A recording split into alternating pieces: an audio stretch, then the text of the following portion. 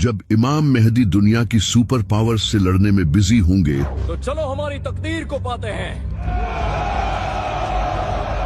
तो वहीं दूसरी तरफ खुरासान में सीरिया और इराक के बीच किसी इलाके से दज्जाल निकलेगा।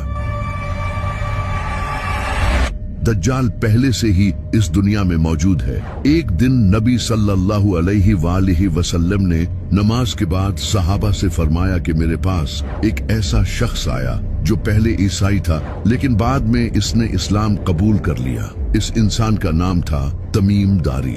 वो अपने 30 साथियों के साथ समंदर में सफर कर रहा था। तभी समंदर में एक खतरनाक तूफान आया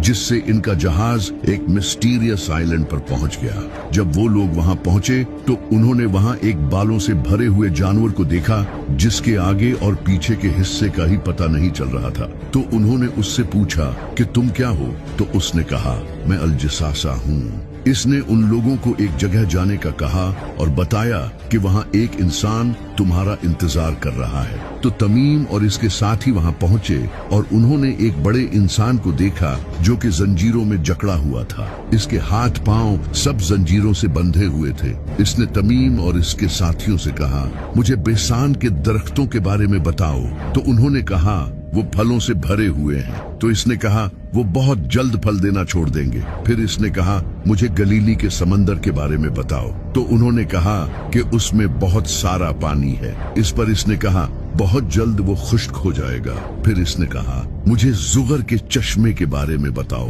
तो उन्होंने कहा कि वो तो पानी से भरा हुआ है। तो इसने कहा वो भी बहुत जल्द खुश्क हो जाएगा। फिर इसने कहा मुझे उस नबी के बारे में बताओ, उसने क्या किया है। तो उन लोगों ने इसे बताया कि वो मक्का से जाहिर होकर मदीना चला गया है। तो इसने पूछा क्या अरबियों ने इससे जंग की थी? तो उन्होंने कहा हाँ।